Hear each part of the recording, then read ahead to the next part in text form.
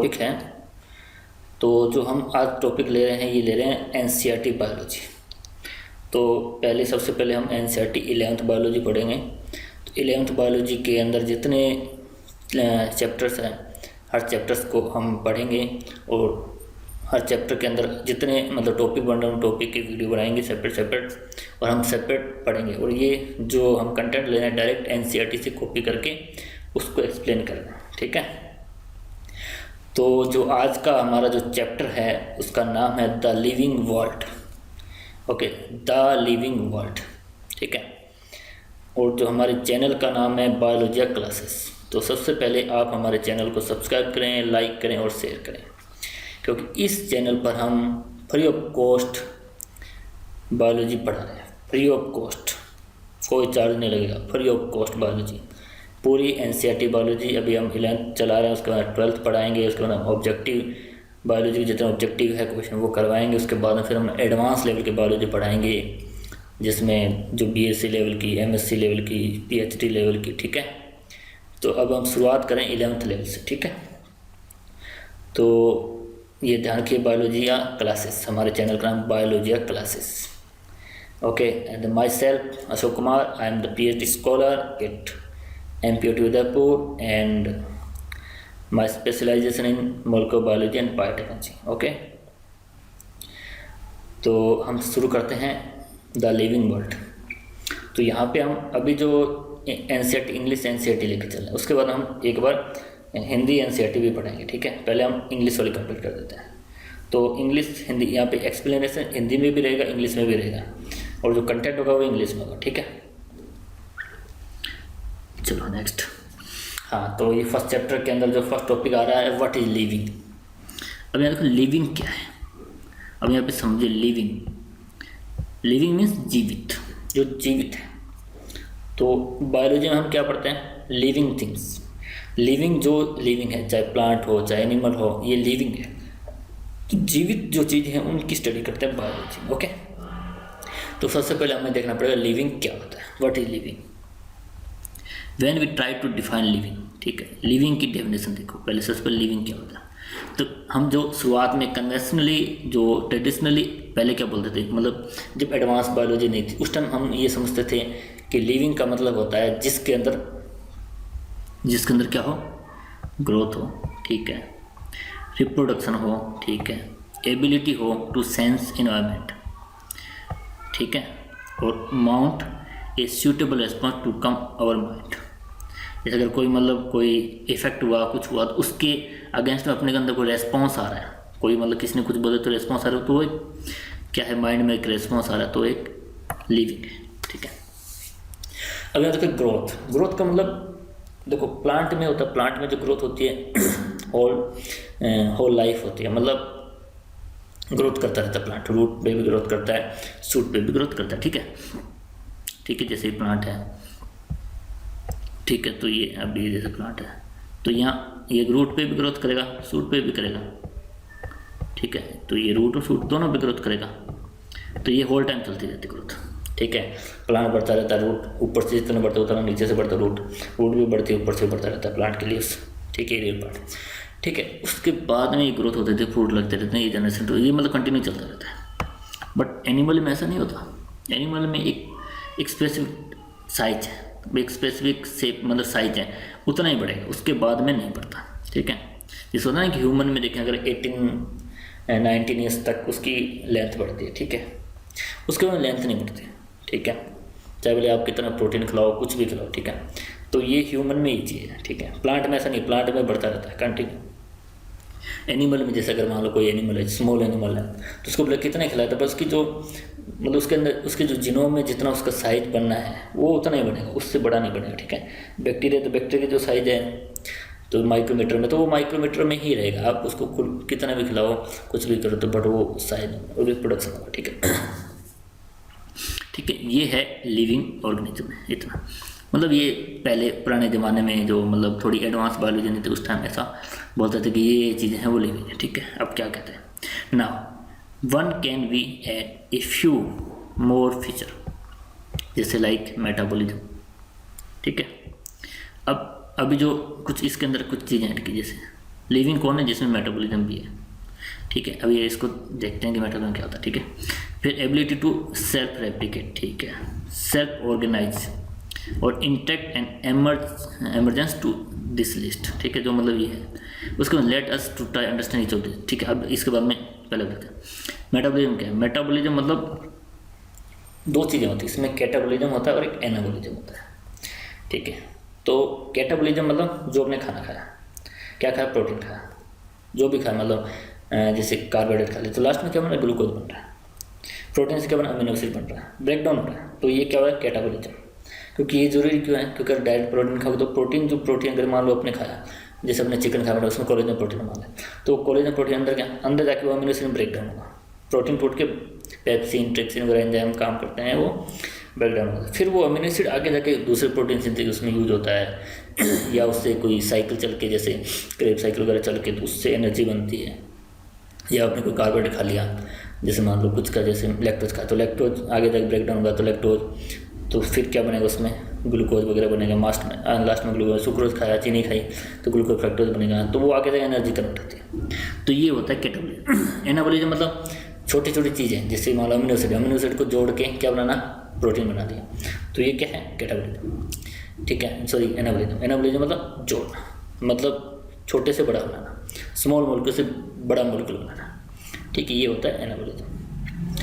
जैसे और किसी चीज़ में बात करें, जैसे ग्लूकोज है, तो ग्लूकोज हम अब बॉडी में क्या चाहिए? बॉडी में ग्लूकोज का जो कार्बोहाइड्रेट कौन सा है? बॉडी में स्टोरेज स्टार्च है। तो स्टार्च प्लांट में है, एनिमल में स्टार्च है। और ग्लाइकोजन है, ग्लाइकोजन जो है लीवर में स्टोर होता है। ज़्यादा आपने खाना खा दिया तो आप लीवर में ग्लाइकोजन स्टोर होगा। तो ग्लाइकोजन क्या है? पॉलीमर किसका? ग्लूकोज का। तो आपने ग्लूकोज खाया, ठीक है, ग्लूकोज मतलब अंदर जाकर ग्लूकोज बन गया। अब ग्लूकोज काफ़ी सारे जुड़ के क्या बनाया? उन्होंने ग्लाइकोजन बना दिया। अब ये ग्लाइकोजन क्या है? ये बना कैसे? ये एनाबॉलिज्म से बना, ठीक है। मतलब इसके बाद में हम आगे डिटेल में और पढ़ेंगे इसके आगे। ये तो भी शुरुआत में है कि ये होता है क्या, इसलिए हम बता रहे हैं, ठीक है। एबिलिटी टू सेल्फ रेप्लिकेट मतलब जो खुद अपना, मतलब इसको बोलेंगे सेल्फ रेप्लिकेशन कर सकता है, यानी जनन कर सकता है, यानी अपनी पीढ़ी को बढ़ा सकता है, ठीक है। तो वो एक लिविंग है, प्लांट है। जैसे अगर मान लो अपने जैसे अपने नॉन लिविंग थिंग्स की बात करें, जैसे मान लो कोई भी चीज़ है जैसे अपने पास, ठीक है। तो जैसे पेन, तो एक पेन से दो पेन थोड़ा ना बनता है, कभी नहीं बनेगा ना।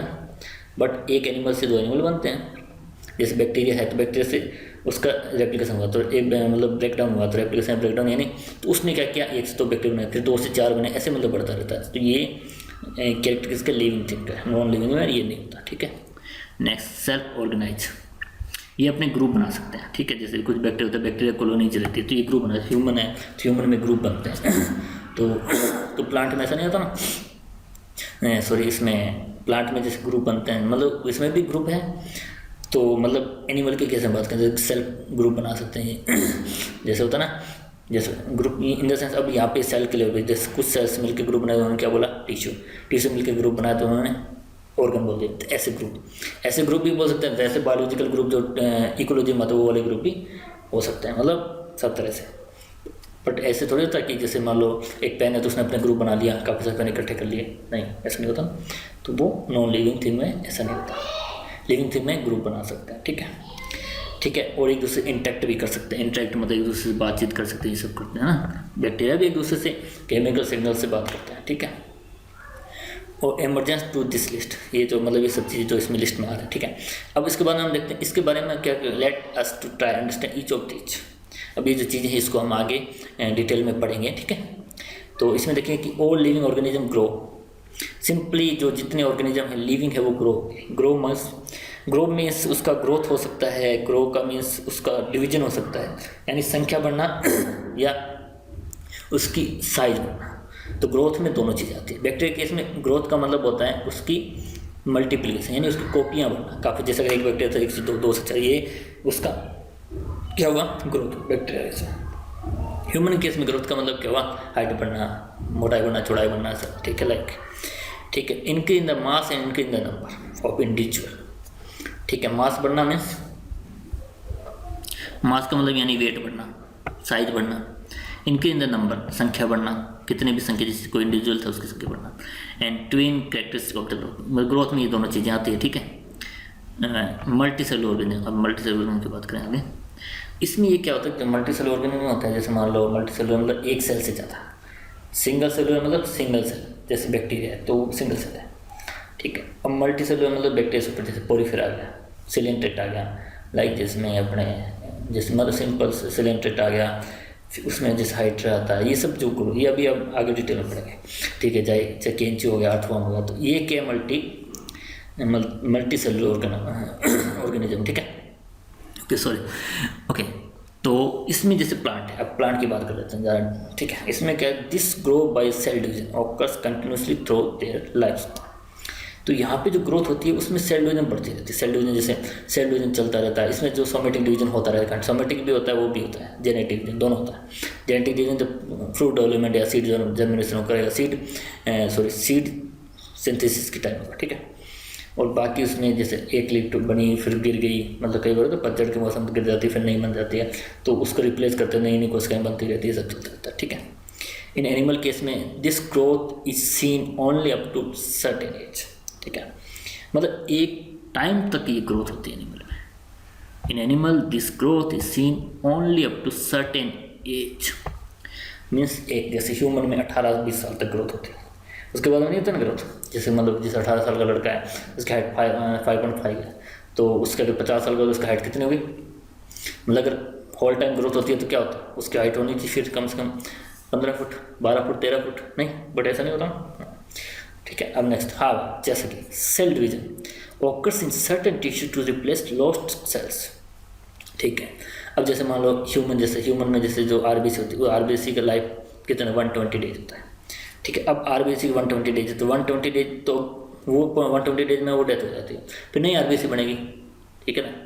तो ये पुरानी सेल्स को रिप्लेस करती रहती है, नई बनती रहती है।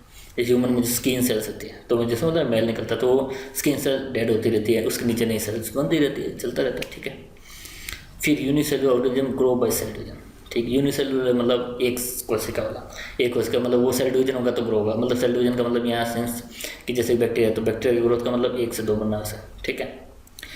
फिर one can easily observe this in vitro culture by simply counting the number of the cell under the microscope, ठीक है। जैसे आपने कैसे पता, जैसे मतलब एक बैक्टीरिया था तो बैक्टीरिया का मैं अंडर माइक्रोस्कोप में देखा तो 1 था, तो अब अपने को कैसे पता लगा इसकी ग्रोथ हुई, क्योंकि 1 से 2 बन गया, तो माइक्रोस्कोप में देखा हाँ भाई 2 बन गया। फिर अब उसके आगे 2 से 4 बना, 1 से 2 बना 2 से 4, ठीक है, तो भाई ग्रोथ हो गई। तो ये यहाँ पे ग्रोथ का मतलब यहाँ पे सेल डिवीजन बढ़ रहा है, ठीक है। संख्या अमाउंट उसका जो क्या बोलेंगे, number of the cells is increasing, ठीक है।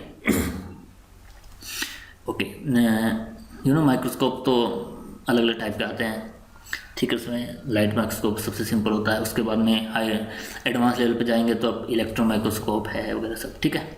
In majority of the higher animal and plant growth and reproduction are mutually exclusive events, मतलब ग्रोथ सबसे इम्पोर्टेंट है, रिप्रोडक्शन सबसे इम्पोर्टेंट है, ये 2 चीज़ें तो है ही, ये बहुत इंपॉर्टेंट, ये दोनों मतलब साथ है, ग्रोथ हो रही है तो रिप्रोडक्शन भी हो रहा है, रिप्रोडक्शन हो रहा है तो ग्रोथ हो रहा है, ये सब चलेगा।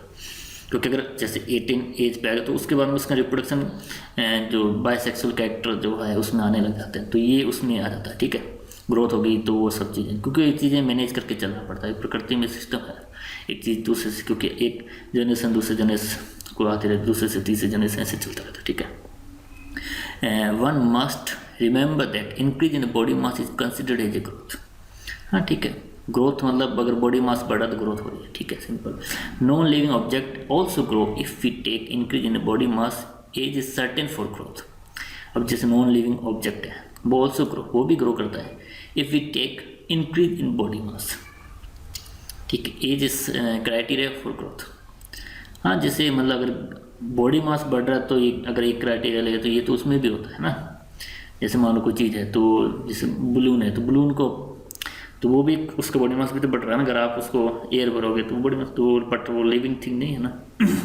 तो ठीक है, जैसे कुछ अभी देखा आगे नेक्स्ट माउंटेन है, जैसे माउंटेन है तो माउंटेन में भी ऐसा होता है। माउंटेन में क्या होता है, जैसे माउंटेन बढ़ते नहीं है नीचे, जैसे लावा जो आता रहता है तो एकदम लावा जो है तो उससे माउंटेन की ग्रोथ बढ़ती है, तो वो क्या वो लिविंग नहीं है ना। जैसे एक क्या लिखा है बोल्डर्स, जैसे बोल्डर्स है, ये sand mounts for do grow, जैसे तो ये जैसे सैंड के जैसे जो डून्स होते हैं ना मतलब जो रेत के टीले बोलते हैं जिसको, तो वो भी जैसे रेत आती रहती है तो वो टीले की साइज़ बढ़ता रहता है, हाइट बढ़ती रहती है ना, हाइट बढ़ती रहती है, उसका वॉल्यूम बढ़ता रहता है, ठीक है।